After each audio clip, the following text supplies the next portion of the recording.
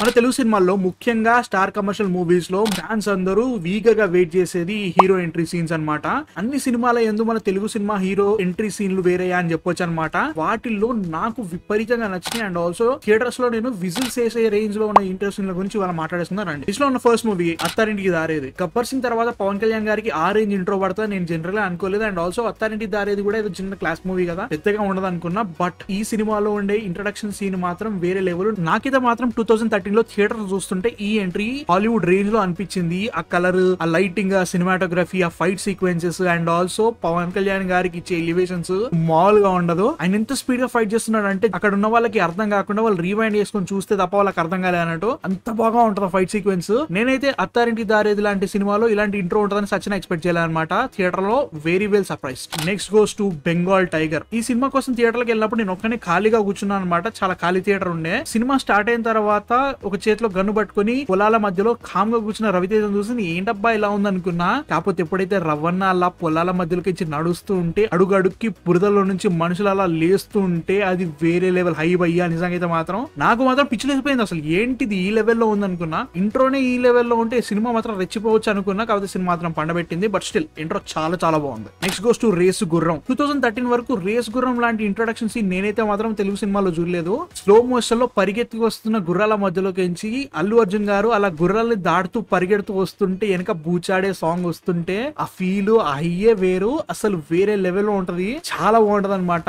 దేశముద్రు కూడా చాలా చాలా బాగుంటది. ఇలాంటి ఇంట్రొడక్షన్ సీన్లు చాలా పడ్డాయి నిజంగా అల్లు అర్జున్ గారికి. Next goes to legend. Legend లో ఉండే ఇంటర్వెల్ సీక్వెన్స్ బాలయ్య గారి కెరియర్ లో వన్ ఆఫ్ ద బెస్ట్ అని చెప్పొచ్చు. అప్పట్లో అసలు వేరే లెవెల్ లో ఉంటది. అప్పట్లో మా మామయ్య నాకంటే ముందే లెజెండ్ చూసేసి సినిమా మామూలుగా లేదు, ఇంటర్వెల్ లో బాలయ్య ఎంట్రీ వేరే లెవెల్ లో ఉంటది అనుకుంటే నేనేదో అనుకున్నా. అమ్మ బాబాయ్ పూనకాలు చెప్పించే ఇంట్రో అయ్యా. నిజంగా జనరల్ గానే సినిమాలు అంతా నచ్చవు బోయపాటి గారివి. ఈ సినిమాలో ఆ ఇంటర్వెల్ ఇంట్రో మాత్రం అద్భుతంగా ఉంటది. పెద్ద బాలయ్య అలా వస్తుంటే తర్వాత ఫైట్ సీక్వెన్స్, ముఖ్యంగా కబాబ్ చేసే ఒక సీన్ ఉంటది. అంటే శూలం విసురుతో ఒకటేసారి అందరు పచ్చపచ్చ మూసుకుంటారు అనమాట. దాన్ని చూసిన తర్వాత నాకు పిచ్చిలేసిపోయింది. ఆ స్క్రీన్ లో ఆయన ఒక అడుగు వేస్తే టోటల్ వేవ్ క్రియేట్ అవుతుంది. అది కూడా వేరే లెవెల్ లో అనిపించింది అనమాట. తర్వాత వచ్చే డైలాగ్ డెలివరీ గురించి మనకు అందరికీ తెలిసిందే. One of the best intro sequences. Next goes to Pokiri. 2006 లో థియేటర్ లో చూస్తుంటే నాకు పిచ్చిలేసిపోయింది. ఇంద్రానగర్ లో పరిగెత్తి కొడతానన్నప్పుడు జనరల్ గా మనం ఎక్స్పెక్ట్ చేసేది ఏంటంటే హీరో వేరే లెవెల్ స్వాగ్ తో పరిగెత్తుకుంటూ విలన్స్ ని కొడుతున్నాడు అనుకుంటాం. కాకపోతే ఇక్కడ చూస్తే సీన్ రివర్స్ అవుతా ఉంటది. హీరో పరిగెడతా ఉంటాడు. ఆ మిరపకాయల మధ్యలో నుంచి హీరో రివీల్, తర్వాత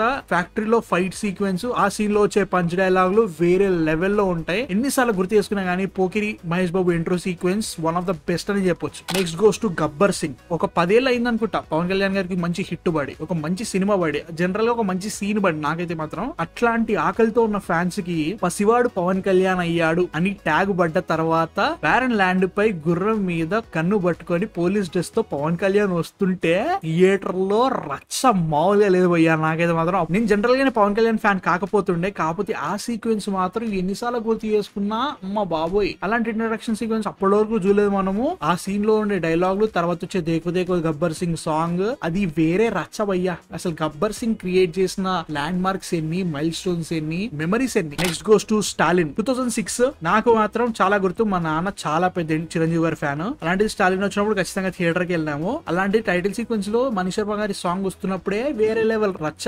అలాంటిది ఇంట్రోలో ఫస్ట్ మనకి షూ చూపించి, తర్వాత విండ్షీల్డ్ పగిలినప్పుడు జస్ట్ కన్ను మాత్రమే చూపించి, తర్వాత ఫుల్ కట్అవుట్ చూపించిన తర్వాత వచ్చే పాట అమ్మ బాబాయ్. ఐ థింక్ చిరంజీవి గారి ఇంట్రో సీక్వెన్స్ లో స్టాలిన్ కి ముందు స్టాలిన్ కి తర్వాత అన్నట్టు క్రియేట్ చేసింది అనమాట ఆ ఇంట్రో సీక్వెన్స్. నాకైతే మాత్రం ఎన్నిసార్లు చూసినా కానీ చాలా బాగా అనిపిస్తుంది. మీ థాట్స్ కూడా అంతేనా? కింద కామెంట్స్ లో చెప్పండి నాకు. Next goes to RRR create చేసిన రికార్డ్స్ పక్క పెట్టినా గానీ థియేటర్ లో ఈ రెండు ఇంట్రొడక్షన్ సీక్వెన్సెస్ చూస్తుంటే ఒళ్ళు జలధరించిపోయింది, కడుపు నిండిపోయింది ఒక రకంగా చెప్పాలంటే. ఎందుకంటే రాజమౌళి గారు సందీప్ రెడ్డి వంగ గారితో ఇంటర్వ్యూ చెప్తున్నప్పుడు, రామ్ చరణ్ గారి ఇంట్రొడక్షన్ సీక్వెన్స్ గురించి చెప్తున్నప్పుడు ఏందబ్బా దీంట్లో నాకు అంతే అనిపించలేదు ట్రైలర్ లో చూసినప్పుడు, నిజంగానే అంత ఉందో అనుకున్నా. బట్ ఎప్పుడైతే ఆ ఇంట్రొడక్షన్ సీక్వెన్స్ స్టార్ట్ అయిందో కొన్ని వేల మంది మధ్యలో రామ్ చరణ్ గారు అక్కడ ఉన్న వాళ్ళందరినీ కొడుతూ జస్ట్ అతని టార్గెట్ ని మాత్రమే పట్టుకోవడానికి ట్రై చేస్తుంటే కొన్ని వందల మంది ఒకేసారి ఆయన మీద పడుతున్నప్పుడు అక్కడ ఉక్కిరి బిక్కిరి చేసేస్తాడనమాట రాజమౌళి గారు. ఆ సీన్ ఎన్నిసార్లు చూసినా గానీ నాకు మైండ్ పోతా ఉంటది. ఇంత రియలిస్టిక్ అనిపిస్తా ఉంటది. కొంతమంది మరీ ఓవర్ అయింది అనిపిస్తుంది కానీ నాకైతే మాత్రం నిజంగా ఫస్ట్ టైం థియేటర్ లో చూస్తుంటే మాత్రం వేరే లెవెల్ రియలిస్టిక్ అనిపించింది. నిజంగా ఇది మన తెలుగు సినిమానే అనిపించింది అనమాట.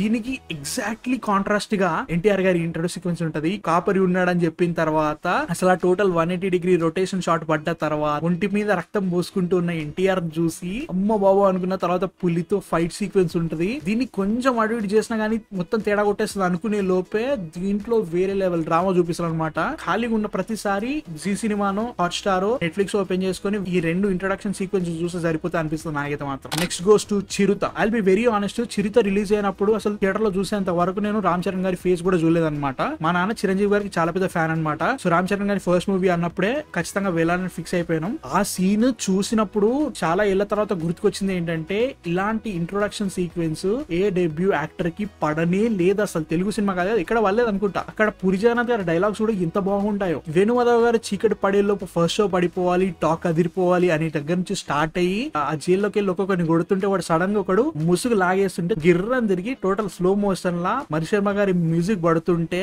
ఆ రివీల్ అయితే మాత్రం బుర్ర పాడుంటది. నాకు మాత్రం one of my favourite interaction sequences. నాకు చిరుత ఫిల్మ్ అంత బాగా నచ్చదు, కాకపోతే ఆ ఇంట్రో ఆ సినిమా మీద నాకు ఇంప్రెషన్ చాలా బాగా పెంచిందని చెప్తా చాలా సార్లు. Next goes to Chhatrapati. ఈ సినిమా చూసిన తర్వాత నేను ప్రభాస్ గారికి పెద్ద ఫ్యాన్ అయిపోయినా. I'm die hard Prabhas fan. 2005 లో వచ్చిన cinema. I was 6 years old. నేను ఈ సినిమా చూస్తున్నప్పుడు ఆ ఇంట్రడక్షన్ సీక్వెన్స్ చూస్తుంటే మైండ్ దొప్పింది. ఫస్ట్ ఆఫ్ ఆల్ చిన్నపిల్ల అన్నప్పుడు 6 years పోరానికి ఆ సొరచాప ఫైట్ అవన్నీ చూపించినప్పుడు ఏంటిది ఇంత బాగా కూడా తీయొచ్చా అనుకున్నా. పెద్దయ్యాక కొంచెం చూసిన తర్వాత ఆ సీన్ లో ఉండే ఎలివేషన్స్ పట్టుకున్నప్పుడు ఆడి బాడీ బాక్స్ ఆఫీస్ అన్నప్పుడు మాత్రం అమ్మ బాబు ఇది కదా ఎలివేషన్ సీన్స్, ఇది కదా ఇంట్రో అనే ఫీలింగ్ క్రియేట్ చేస్తుంది అనమాట. ప్రభాస్ గారి కట్అవుట్ ని బాగా వాడిన డైరెక్టర్స్ చాలా తక్కువ మంది. అందులో రాజమౌళి గారు వాడినట్టు ఇంకెవ్వరు వాడలేకపోయారు పీరియడ్. ఇది మాత్రం నిజం. అలాంటిది ఛత్రపతి సినిమాలో ఆ ఇంట్రోలో ప్రభాస్ ఫైట్ సీక్వెన్స్, ఆ ఎలివేషన్స్ ఎన్నిసార్లు చూసినా గానీ మైండ్ పోతా ఉంటది, బుర్ర పాడుంటది అనమాట. మళ్ళీ చూస్తా ఆ ఇంట్రడక్షన్ సీక్వెన్స్ చాలా చాలా ఇష్టం. I think my top most అనుకుంటా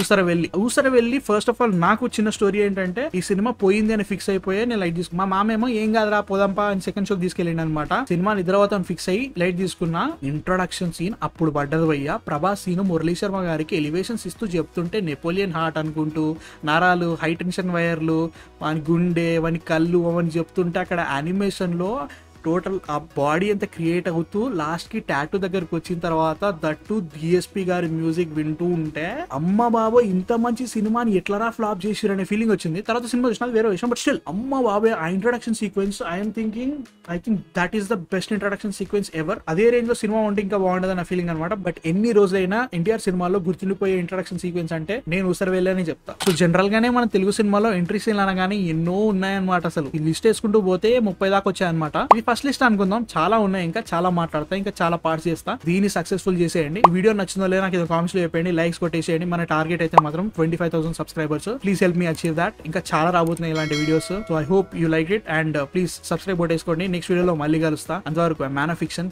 సైనింగ్ ఆఫ్.